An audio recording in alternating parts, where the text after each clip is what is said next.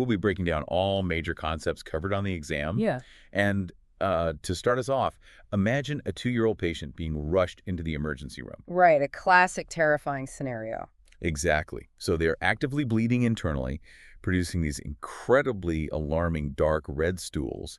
Yet, and this is the wild part, they're sitting there playing with a toy, feeling absolutely zero pain. Which just completely throws you off clinically. It does. Because the source of this massive gastrointestinal bleed isn't trauma. It isn't, an infection. It is essentially a ghost from their time in the womb, like a tiny pouch of misplaced tissue acting like a rogue stomach. It's truly one of the most fascinating presentations in pediatric gastroenterology. I mean, it forces you to look backwards in time to embryology just to understand a very immediate, life-threatening clinical crisis. Welcome in, everyone. If you're a Canadian medical student currently reviewing for the MCCQE, you are in exactly the right place. We are your exam reviewers for today's deep dive, and our entire mission here is to make your study process more comfortable, more efficient, and just rooted in an actual understanding of human physiology. Definitely. But before we jump into the mechanisms, we do need to set our foundational ground rules. This educational deep dive draws exclusively from reliable StatPearls articles. Which are fantastic resources. They really are. And please keep in mind, this is for medical education only, not medical advice, and all clinical decisions should involve a qualified healthcare provider. So today, we are deep in the trenches of S04 GASTROENTEROLOgy. And the narrative tying our whole session together today is the sheer destructive power of unneutralized stomach acid. It's a powerful chemical. Right, so we're going to look at what happens when the body produces acid in the completely wrong anatomical location, a structural anomaly known as Meckel diverticulum. And then we flip the physiological script to examine how modern medicine, chemically shuts down that exact same acid production using proton pump inhibitors. The contrast between those two topics really is the perfect testing ground for the MCCQE. You have to trace the logic of the body. So let's start with that rogue tissue. Let's do it. Meckel diverticulum is the single most common congenital anomaly of the gastrointestinal tract. It's the direct result of the incomplete obliteration of the vitelline duct. Which is sometimes tested under the name omphalomycenteric duct. Right? Yes, exactly. They love to switch up the terminology on you. So when you look at an embryo around the 4th week of gestation, the placenta isn't fully ready to take over the massive nutritional demands of the developing fetus. Right, it's still gearing up. Yeah. The midgut is just wide open and connected directly to the yolk sac via this vitelline duct. It's essentially this temporary nutritional umbilical cord. But by week 7, once the placental circulation is actually established, this temporary pipeline has outlived its usefulness. It's done its job. Exactly. It's supposed to completely pack up, involute, and detach from the intestine. But the cellular signaling for that detachment occasionally fails. The duct just forgets to leave. So if the intestinal end of that duct fails to obliterate, it leaves behind this blind pouch jutting out from the anticenteric border of the ileum. Right. And that pouch is a Meckel diverticulum. A really critical distinction for multiple choice questions here is the structural makeup of that pouch. It is a true diverticulum. Meaning it isn't just a weakness of the wall where the inner lining bulges out, right? Exactly. Because the false diverticulum, like you see in adult diverticulosis in the colon, is just a herniation of the mucosa and submucosa kind of pushing through the muscle layer. Right, it's missing layers. But because Meckel is an embryological remnant of the actual gut tube, it contains all 3 layers of the normal bowel wall. The mucosa, the submucosa, and the muscularis propria. Spot on. And, the anatomy dictates the pathology. To keep the epidemiology and anatomy straight on the exam, you absolutely need the rule of 2s. Oh, the classic rule of 2s. But instead of just listing numbers, let's actually build the typical patient profile you'll see in an exam vignette based on this rule. Okay, I like that. So we're looking for a male pediatric patient because males are affected twice as often as females. Yep. And the symptoms typically present in children under 2 years old, with the average age of presentation hovering right around 2.5. Perfect. So our 2-year-old male falls into the 2% of the general population born with this anomaly. And he is unfortunate enough to fall into the 2% of that specific group who ever becomes symptomatic. Because, most people live to old age never knowing they have one. True. Now, once we open up the abdomen of this symptomatic 2-year-old, the physical dimensions continue the pattern. The pouch is located exactly 2 feet proximal to the ileocecal valve. Right, in the distal ileum. Exactly. And it is usually 2 inches long or less. And the final 2 is the absolute most important for the clinical presentation. It contains 2 types of ectopic tissue. Right, because pluripotent stem cells were left behind during embryogenesis. The most common tissues they differentiate into are pancreatic tissue, or, crucially, gastric tissue. And that ectopic stomach tissue brings us right back to the ER vignette we started with. The classic presentation is a toddler with painless lower GI bleeding, producing stools that look like currant jelly. But, okay, if you think about the mechanics of this, something doesn't quite add up. What do you mean? Well, the pouch contains the rogue stomach tissue, and it's secreting hydrochloric acid, right? All right. Yet the source text notes the actual site of the bleeding is distal to the diverticulum. Why isn't the pouch itself bleeding? Ah, that's a great question. So the pouch is lined with gastric mucosa, and the stomach has spent millions of years of evolution developing a robust mucosal defense system. Oh, right, the mucus layer. Exactly. It has this thick alkaline mucus layer, heavily fortified by bicarbonate secretion, just to withstand a pH of 1.5. So the ectopic stomach tissue inside the Meckel diverticulum is perfectly happy. It protects itself. But the problem is what happens when that acid leaves the pouch? Precisely. It washes downstream into the distal ileum. And the ileum is designed for absorption, not acid defense. It has all those delicate villi and completely lacks that thick alkaline mucus barrier. So the acid essentially just burns a hole in the completely normal adjacent intestinal tissue. That's exactly the mechanism. The unneutralized acid ulcerates the unprotected ileomucosa. That ulcer eventually hits a blood vessel and the patient bleeds. And the bleeding is painless because, well, the visceral innervation of the small intestine doesn't register the localized chemical burn the same way somatic nerves would. Exactly. But I want to point out a subtle trap here for the exam. Oh, please do. If the exact same pathophysiology happens in an adult patient, say a 30-year-old who falls into that rare symptomatic 2%, they usually won't present with bright red or currant jelly stool. Wait, really? What do they present with? Melena, dark, tarry, foul-smelling stool. Oh, right.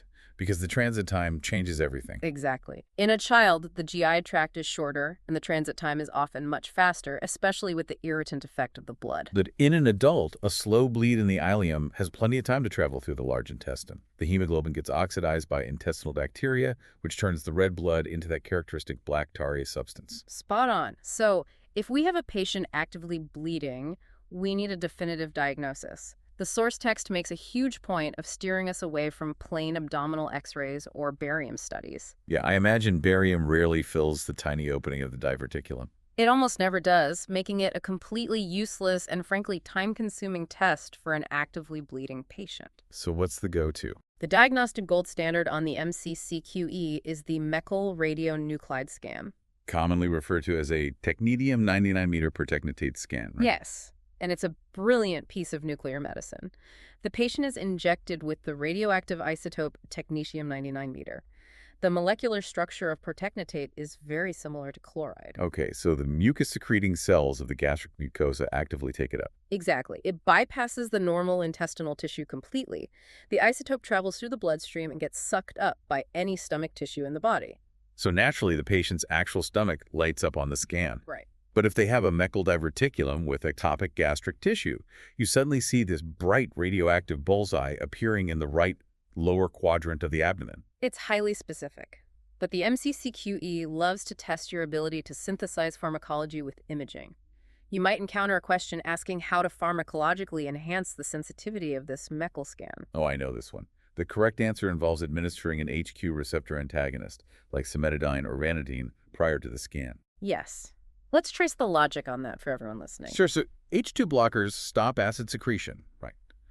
But they don't stop the mucosal cells from taking up the technetium-99 That's the key. By blocking the secretion of the fluid into the lumen of the bowel, the radioactive dye basically gets trapped inside the cells of the ectopic tissue for a much longer period of time. Which creates a much sharper, brighter image on the scanner. You can also use glucagon, right, which halts intestinal motility, so it keeps the isotope from just washing away downstream. Exactly.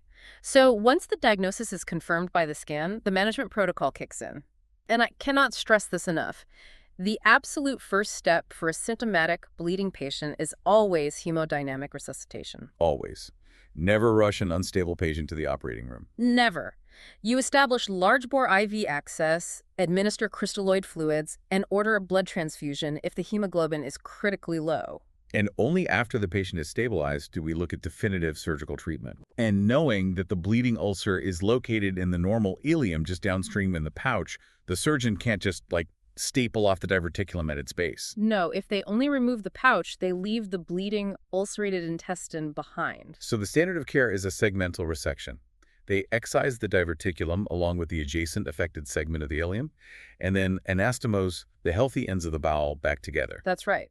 Now, while rectal bleeding is the hallmark complication in children, the exam requires you to know how this anomaly behaves differently as patients age. In adults, bleeding is actually much less common, isn't it? It is. The primary complication shifts to small bowel obstruction. So the structural remnant just becomes mechanical hazard? Essentially, yes. Sometimes the vitelline duct leaves behind a fibrous band connecting the diverticulum to the umbilicus. That band acts like a snare. Oh, wow. So a loop of small intestine can just slip under it, get tracked, and twist into an internal hernia. Strangulating the blood supply in the process. And the other major obstructive mechanism is intussusception. Where the bowel telescopes into itself. Exactly. The Meckel diverticulum can invert, essentially poking inward into the lumen of the bowel. Normal intestinal peristalsis comes along, feels this lump of tissue, treats it like a bolus of food, and tries to push it forward. It grabs the pouch and just drags it downstream, pulling the attached bowel wall right along with it. It cuts off its own venous drainage, leading to massive swelling, ischemia, and eventually obstruction. So any adult presenting with a mysterious, mechanical, small bowel obstruction without a history of prior abdominal surgeries should absolutely have a Meckel diverticulum on the differential. Absolutely. So we've spent the first half of this session exploring the localized destruction caused when stomach acid is dumped into the vulnerable, unprotected small intestine. But clinical medicine isn't just about managing structural anomalies. It's often about fighting the body's normal physiology when it goes into overdrive. Exactly. The stomach itself, despite its incredible mucosal defenses, is highly susceptible to acid peptic diseases. Peptic ulcer disease, severe gastroesophageal reflux, Zollinger-Ellison syndrome. When the acid factory in the stomach is causing systemic damage, we can't just cut out the stomach. We have to rely on the heavy artillery of medical management. Proton pump inhibitors. Medications like omeprazole, lansoprazole, and pantoprazole. They represent a massive leap forward from the older H2 blockers. But to understand why PPIs are so profoundly effective, you have to look at the microscopic anatomy of a parietal cell in the stomach lining. Right, because parietal cells are the literal acid factories. They have these deep microscopic invaginations called secretory canaliculi. Yes, and embedded in the membrane of these channels is the H plus K plus ATPase enzyme. This pump does all the heavy lifting. It consumes cellular energy ATP to force hydrogen ions out into the stomach lumen against this incredibly steep concentration gradient while simultaneously pulling potassium ions back into the cell. It is the absolute final common pathway for acid secretion. The parietal cell is actually stimulated by 3 different upstream signals: histamine, acetylcholine, and gastrin. And older drugs, like H2 blockers, only turn off the histamine pathway. Exactly. So the cell can still be stimulated by gastrin or acetylcholine to produce acid. But if you block the H plus K plus ATPase pump, it does not matter what signals the body is sending. The physical door is weld shut. The acid stops. But wait, I noticed a weird paradox in the source text here. Yeah. PPIs are prodrugs, right? Right. They're administered in an inactive state. But they require a highly acidic environment to undergo the chemical cleavage that activates them. So how does an acid-blocking drug use acid to work without just, canceling itself out? It sounds totally contradictory until you trace the pharmacokinetic journey of the pill. You swallow an omeprazole capsule, the actual drug is highly unstable in acid, so the capsule is enteric-coated. Okay, so it survives the harsh environment of the stomach completely intact. Yes, it passes through the pyloric sphincter and enters the proximal small bowel, specifically the duodenum, where the environment is suddenly alkaline. Oh, the enteric coating dissolves, and the inactive prodrug is absorbed across the intestinal wall and into the systemic bloodstream. Exactly. The drug is now circulating through the entire body in an inactive neutral state. It eventually diffuses out of the blood capillaries supplying the stomach and drifts into the cytoplasm of the parietal cells. And from there, it moves into those secretory canaliculi we mentioned earlier. This is where the trap is sprung. The pH inside the main cavity of the stomach might be around 2 or 3, but the pH tucked deep inside those microscopic canaliculi is hovering right around 1.0. It is a fiercely acidic microenvironment. The moment the inactive prodrug hits that intense acidity, it becomes rapidly protonated. And that chemical transformation traps the drug inside the canaliculus. It can no longer diffuse back into the cell. Right. It rearranges into a highly reactive intermediate compound that forms a permanent covalent disulfide bond with the H plus K plus ATPase pump. The pump is irreversibly disabled. The only way the parietal cell can resume acid secretion is to physically synthesize entirely new pump proteins, which takes, what, up to 18 hours? Around there, yes. Which brings up critical patient counseling points for the exam. Because the body has to synthesize new pumps, instead of action. They don't provide immediate relief like an antacid tablet. No, not at all. Furthermore, they must be taken first thing in the morning, 30 to 60 minutes before breakfast. The timing is really everything, because proton pumps are constantly being recycled. When you're fasting overnight, the majority of your pumps are resting inside the cell in tubular vesicles, not actively sitting on the membrane. And when you eat breakfast, gastrin and acetylcholine flood the system, instructing the parietal cell to fuse those vesicles to the membrane and start pumping acid. So if the patient takes the PPI 30 minutes before eating, the drug is perfectly positioned in the bloodstream right as the meal triggers millions of pumps to wake up and start moving acid. It activates in the newly formed acid and permanently shuts down the entire active workforce right at its peak. But if the patient takes the pill after they've already eaten, the massive wave of pump activity has already peaked, and the drug just misses its window of maximal efficacy. Exactly. Now, demographics also play a huge role in PPI administration on the MCCQE, specifically regarding liver metabolism. PPIs are extensively metabolized in the liver by the cytochrome P450 system. Predominantly by the CYP2C19 isoenzyme, right? Yes. And the exam flags two specific populations where this metabolism is fundamentally altered. The first group is patients of Asian descent. There's a high prevalence of genetic polymorphisms in the CYP2C19 gene within this demographic, making them poor metabolizers. They clear the drug from their systemic circulation much slower than average. So if you're prescribing a PPI for an Asian patient, the exam wants you to recognize the need to initiate therapy at a significantly lower dose to avoid excessive plasma accumulation. Correct. And the second population is the elderly.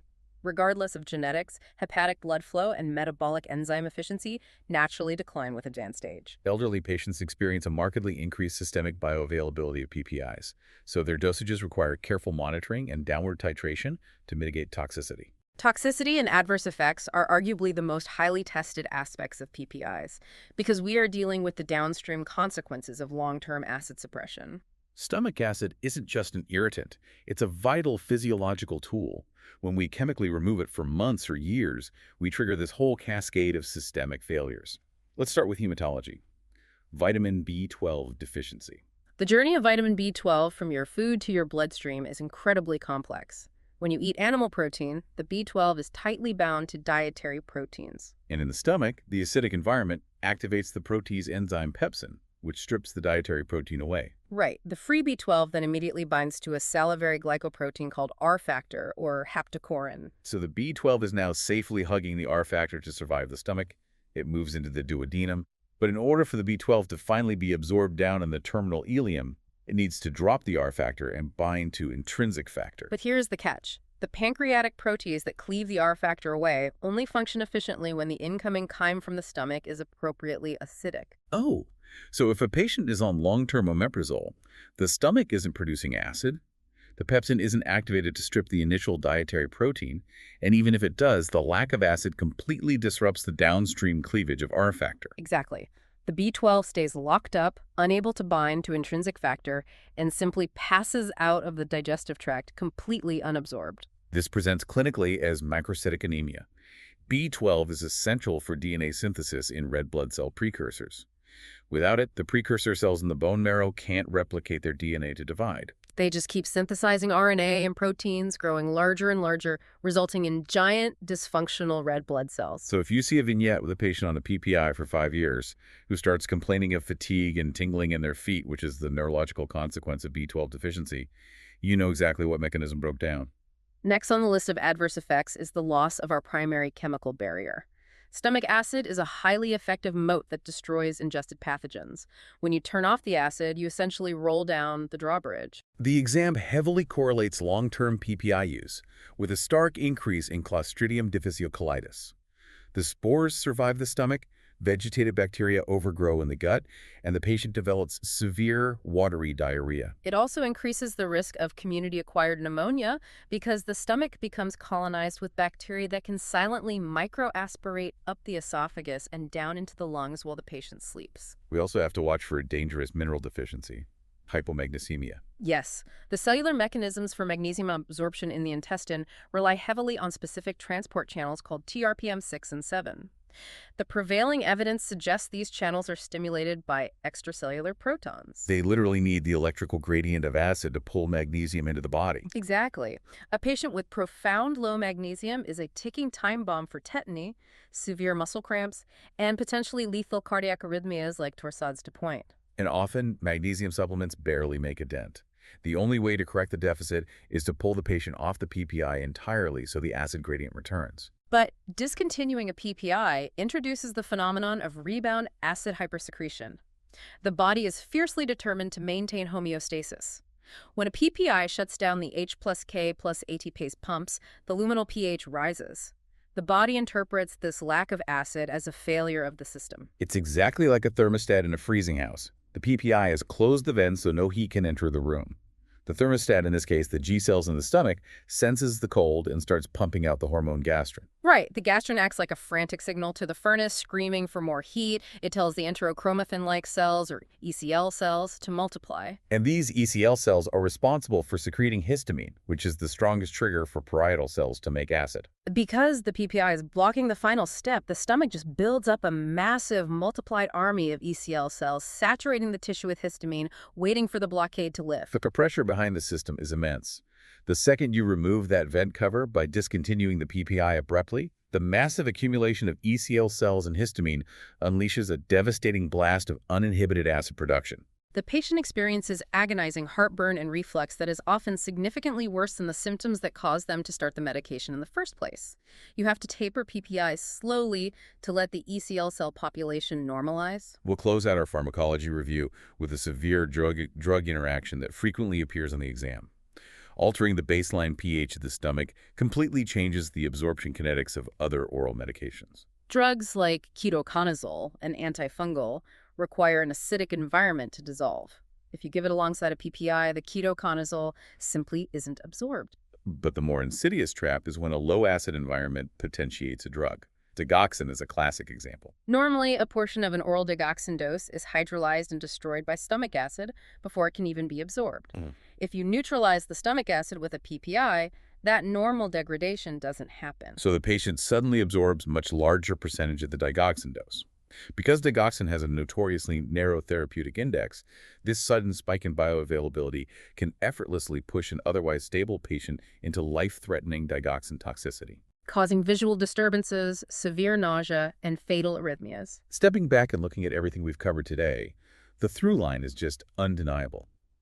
We started with the Meckel diverticulum, where a microscopic patch of ectopic stomach acid physically destroys the unprotected ileum. We then looked at how effectively proton pump inhibitors use the stomach's own intense acidic microenvironment to permanently lock down the body's acid factories. When you stop trying to memorize a list of symptoms and start tracing the physiological mechanisms like why the rule of twos dictates a distal ileal bleed, or why the lack of acid prevents pepsin from freeing vitamin B12, the exam questions stop feeling like riddles. You're simply following the natural logic of human biology. It does leave us with a fascinating systemic paradox to think about, though. We dedicate an enormous amount of modern medical resources to suppressing stomach acid with highly potent pharmacological agents like PPIs. We treat acid as the enemy. Yet considering how fundamentally reliant our bodies are on that acidic gradient to extract B12, to absorb magnesium, and to incinerate invasive pathogens like C. diff.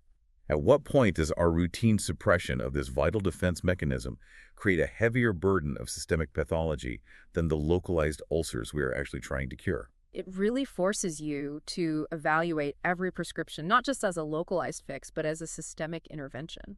Thank you for joining us for this deep dive.